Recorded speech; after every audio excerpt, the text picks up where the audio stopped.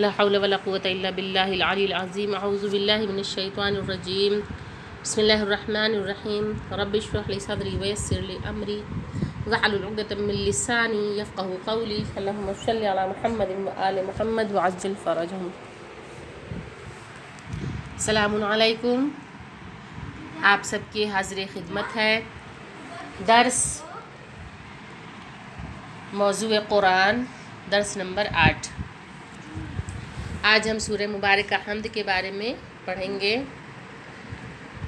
लिहाजा हम इस दर्स की इब्तिदा करते हैं। इसका PDF आप सबको भेजा जा चुका है, आप लोग उसे बगौर मुतालिया करिएगा। तो हम दर्स का आगाज़ करते हैं। सूरह मुबारक हम्द का खुलासा भी आपके सामने बयान होगा कि उसका हम तारुफ़ भी कराएंगे और उसके साथ इस किताब के जो दीगर अस्मा मुबारक हैं उनका भी ज़िक्र करेंगे। तो आगाज़ दर्स करते हैं हम सूरह हम्द के साथ। अऊज़ु बिल्लाहि मिनश शैतानिर रजीम। बिस्मिल्लाहिर रहमानिर रहीम। अल्हम्दुलिल्लाहि रब्बिल आलमीन अर्रहमानिर रहीम मालिकि यौमिद्दीन इय्याका नअबुदु व इय्याका नस्तईन इहदिनस सिरातल मुस्तक़ीम सिरातल लज़ीना अनअमत अलैहिम गैरिल मग़दूबि अलैहिम वलद्दाल्लीन। सदक़ल्लाहुल अलिय्युल अज़ीम। ये सूरह हम्द है जिसकी मैंने तिलावत की और आप सब भी इसकी क़वाइद तजवीद के साथ तिलावत करिएगा। तो सूरह हम्द के तारुफ़ की तरफ नज़र करते हैं कि सूरह फ़ातिहा मक्का मुकर्रमा में नाजिल होने वाली सूरह है और उसकी 7 आयत हैं।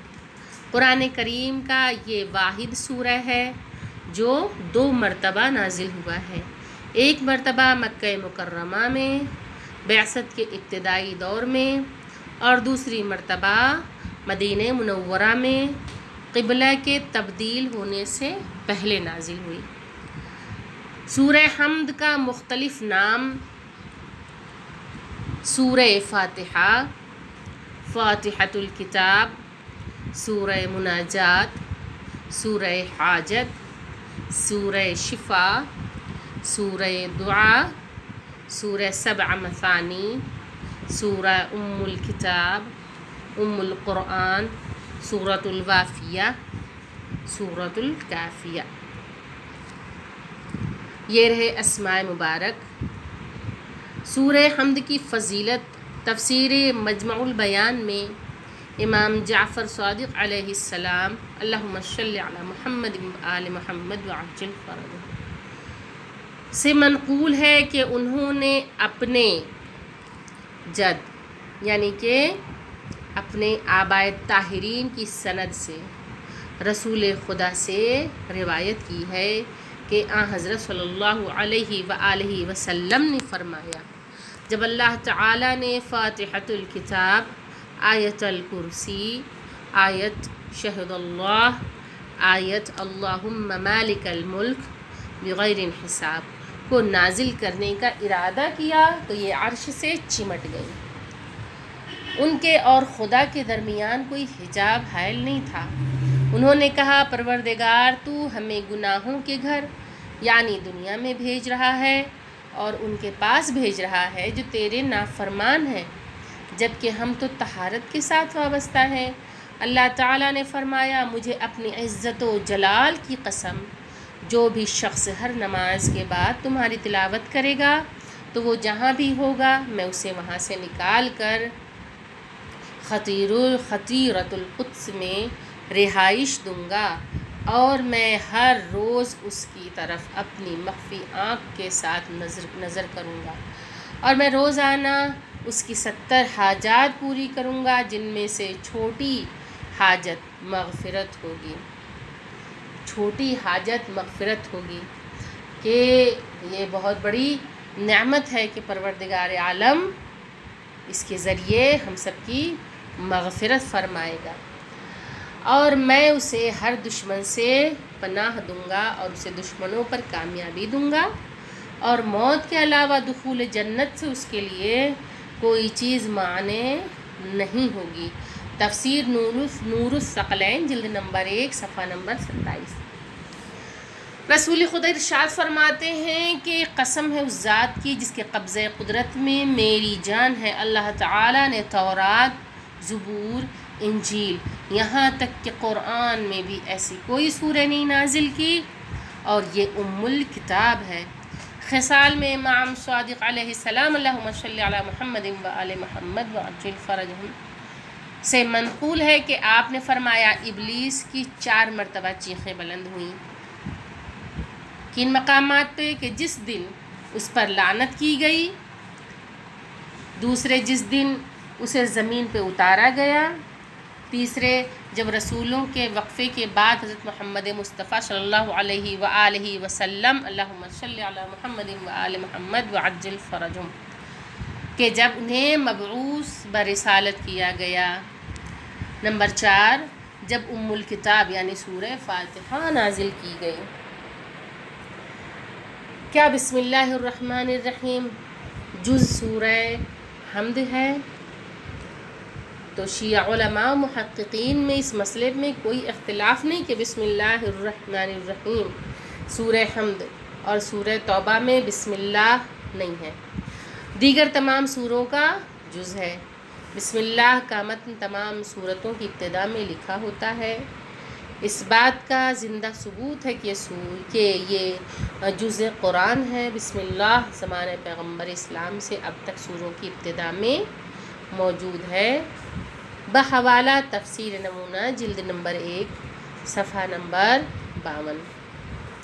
उलमाए अहले सुन्नत ने हज़रत अली अलैहिस्सलाम से नक़ल किया है कि एक शख्स ने आपसे पूछा 7 मसानी क्या है? आपने फरमाया सूरह हम्द। उसने अर्ज़ किया सूरह हम्द में तो 6 आयतें हैं। आपने फरमाया कि बिस्मिल्लाहिर्रहमानिर्रहीम भी उसकी एक आयत है। इसका भी हवाला तफसीर नमूना में मौजूद है, जिल्द नंबर 1 सफ़ा नंबर 53। ख़ारान सूरह हम्द ऐसी अज़ीमुल मर्तबत, ऐसी जलीलुल क़द्र सूरह है कि जिसके बारे में मासूमीन अलैहिमुस्सलाम ने भी फरमाया कि इस सूरह को अगर इंसान सिद्क़ दिल से, तक़वा व परहेज़गारी के साथ, खुशू व खुज़ू के साथ अगर पढ़ता है किसी मुर्दे पर, तो मुर्दा भी ज़िंदा हो सकता है। ये कितनी बड़ी बात है कि मौत के बाद एक इंसान जब मर जाता है तो उसे दुनिया की कोई हस्ती नहीं ज़िंदा कर सकती, लेकिन इस सूरह में वो जलालत मौजूद है कि इस सूरह को अगर कोई खुशू व खुज़ू, अक़ीदत के साथ, तक़वा व परहेज़गारी के साथ अगर किसी मुर्दा जिस्म पे पढ़ दे तो वो जिस्म ज़िंदा हो उठता है। उसके अलावा इस सूरह को पढ़ के अगर कोई पानी पे चले तो पानी में रास्ता बन जाता है। ये इतनी जलीलुल क़द्र सूरह है, इतनी अज़ीम सूरह है।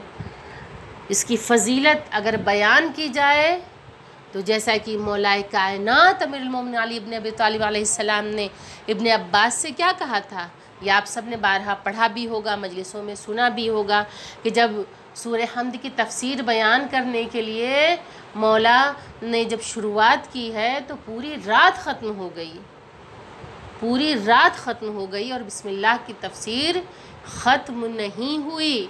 आखिर में इब्न अब्बास ने कहा कि अब तो सुबह की सफ़ेदी भी नमूदार हो गई है और अभी तक ख़त्म नहीं हुई तफसीर। तो मौलाए कायनात ने कहा इब्न अब्बास बस इतना जान लो कि जो कुछ कुरान में है वो सूरह हम्द में है, जो कुछ सूरह हम्द में है वो बिस्मिल्लाहिर्रहमानिर्रहीम में है, और जो कुछ बिस्मिल्लाहिर्रहमानिर्रहीम में है वो बिस्मिल्लाह के बा में है, वो बिस्मिल्लाह के बा में है, और जो कुछ बिस्मिल्लाहिर्रहमानिर्रहीम में है वो बा के नीचे का जो नुक्ता है वो उसमें मौजूद है। और इब्न अब्बास ये जान लो कि वो बाए बिस्मिल्लाह मैं हूँ। तो ख़ाहरान ये सूरह कितनी अज़ीमुल मर्तबत, कितनी जलीलुल क़द्र है। उम्मीद है कि आप सबको ये दर्स बखूबी समझ में आ गया होगा और आप लोग इस सूरह की तिलावत करिएगा और बहुत गौर से मखारिज हुरूफ की अदायगी के साथ तजवीद कुरान के साथ इसकी क़िरात करिए।